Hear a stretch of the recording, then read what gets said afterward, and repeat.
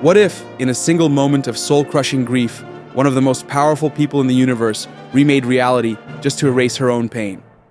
In the House of M, the Scarlet Witch does exactly that, creating a perfect world where mutants are in charge and everyone's deepest desires are granted. But when a handful of heroes remember the truth, they're hit with an impossible choice. Do they fight to get their broken world back, or live in a paradise that's built on a lie? This is the story of how 3 little words, "No more mutants," wiped out an entire species and changed the Marvel Universe forever. If you're loving these stories and want the truth behind Marvel's biggest moments, make sure you hit subscribe to Infinity Recaps. Every week, we break down the comics that shaped the MCU, and the ones too wild for the movies. Don't just watch Marvel, understand it. Subscribe now and join the community of fans uncovering the secrets hidden in the panels. This story doesn't kick off with a brand new world, but with the complete implosion of the old one. It all starts with Wanda Maximoff, the Scarlet Witch, and a grief so powerful, it would literally break reality. The stage was set during the devastating events of Avengers Disassembled. Wanda, whose chaos magic was always a bit unstable, suffers a total mental breakdown. This is triggered by the return of memories of her twin sons, Thomas and William. Now, these weren't ordinary kids. They were magical constructs Wanda had willed into existence to build a family with vision. But they weren't real, and the trauma of losing them, combined with an accidental reminder from a teammate, causes her powers to erupt. This psychic blast leads to the destruction of Avengers Mansion, the deaths of teammates like Hawkeye and Vision, and the end of Earth's mightiest heroes. In the aftermath, a horrified Magneto takes his daughter to the island of Genosha to try and heal her. He even brings in Charles Xavier and Doctor Strange, but Wanda's mind is too shattered, and her power is too immense. Xavier admits he can't hold her psyche together, and Strange confirms her magic could warp reality on a global scale. The X-Men and the new Avengers meet to decide Wanda's fate. It's a grim debate. Emma Frost and Wolverine argue that killing her is the only way to prevent another catastrophe. Captain America and others refuse, insisting they don't kill their own. They decide to fly to Genosha to face Wanda one last time, but they're too late. As the heroes land on the island, they find Wanda's room empty, and then everything goes white. When the light fades, reality has been completely rewritten. Welcome to the House of M. In this new world, Magneto's dream of mutant supremacy is a reality. Mutants are the dominant species, Homo superior, ruling openly while humans are a downtrodden minority. The world is ruled from Genosha by the royal house of Magnus, Magneto and his children, Quicksilver and Polaris.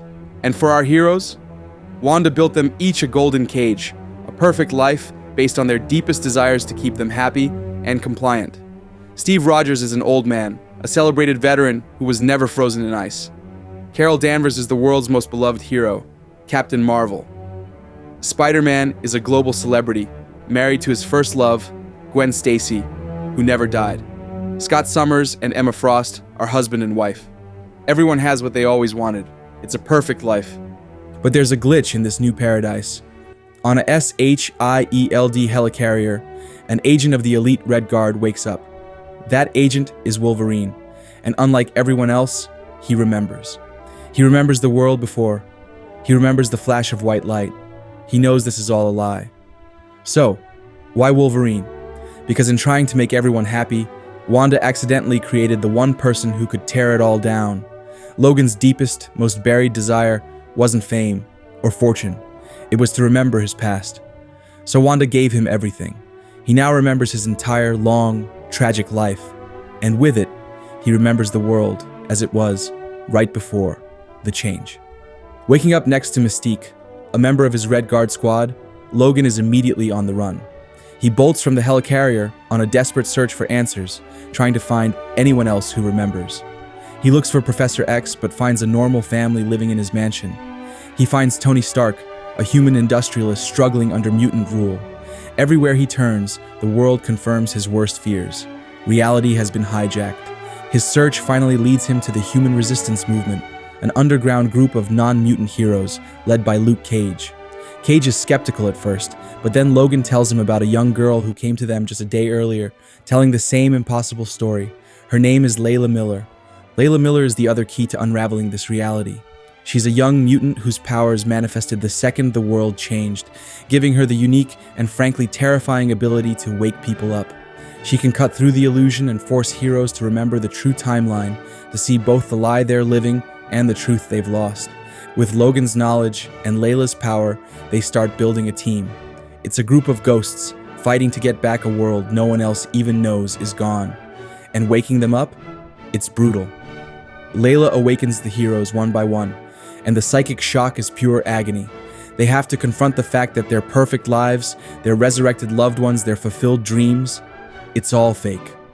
Spider-Man is shattered, forced to relive Gwen Stacy's death and accept that his wife and child in this world aren't real. But through the pain, a small army of heroes joins the cause. Cyclops, Emma Frost, Iron Man, She-Hulk, Daredevil, and more.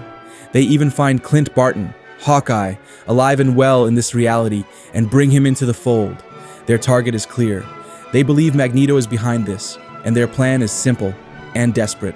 Launch an all-out assault on the House of Magnus in Genosha and force Wanda to change the world back. The battle in Genosha is explosive. The awakened heroes clash with Magneto's Royal Guard, a team made up of the planet's most powerful mutants. But as the fight rages, Dr. Strange realizes something is wrong. Magneto isn't their guy. He's just another piece in this puzzle, living out his own wish fulfillment. The real architect wasn't Magneto at all. It was someone much closer to Wanda, her brother, Pietro Maximoff, Quicksilver. A flashback reveals that as the heroes were on their way to decide Wanda's fate, a terrified Pietro ran to his sister. Fearing the heroes would kill her, he begged her to create a world where everyone was happy and safe. He convinced her to reshape reality not out of malice, but out of love and fear. In the middle of the chaos, Emma Frost and Layla find Magneto and use Layla's power to show him the truth. He sees Pietro's manipulation. He sees that his victory, his perfect mutant world, wasn't earned but was created by his broken daughter at the urging of his desperate son. Magneto's rage is absolute. He confronts Quicksilver, hissing, "You used me, and you used her." In a fit of fury, the master of magnetism uses his power to brutally murder his own son. Wanda arrives just in time to see her father standing over Pietro's lifeless body. This is the final snap.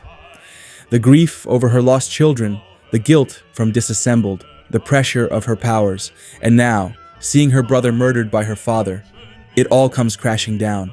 She cradles Pietro's body, her magic flowing out as her reality-warping powers bring him back to life. Then, she turns on her father. With cold, tear-filled eyes, she talks about their family, about how his obsession with mutant superiority ruined them. He chose his dream over his own children. He loved the idea of mutants more than he loved them, so she decides to take away the one thing he ever truly cared about. Floating into the air, her voice barely a whisper but echoing with universe-shattering power, Wanda Maximoff speaks 3 simple words: "No more mutants," and the world goes white again. When reality snaps back, it isn't the same world they left behind. Logan wakes up, his memories still intact. Hawkeye is miraculously alive, but something is terribly, terribly wrong. Across the globe, the vast majority of mutants suddenly and painfully lose their powers. The X gene is just gone, erased from their DNA. From a thriving population once in the millions, only a few hundred powered mutants are left. This catastrophic event becomes known as the Decimation, the single darkest moment in mutant history. Magneto himself is among the depowered, left a broken man on Genosha. Professor X is missing, and Wanda Maximoff has vanished, later found living a quiet life with no memory of who she is or the devastation she caused. The House of M was a paradise built on a lie, but its collapse created a living hell for mutantkind, leaving them an endangered species on the brink of extinction. It was a wound that would scar the Marvel Universe for years, a terrifying reminder of the power of grief and 3 little words. The House of M is easily one of the most impactful stories in Marvel's history. So what do you think about Wanda's actions? Was she a villain, a victim, or something more complicated? Let me know your thoughts down in the comments below. And if you enjoyed this recap, be sure to like, subscribe, and hit that notification bell so you don't miss our next video. Thanks for watching Infinity Recap.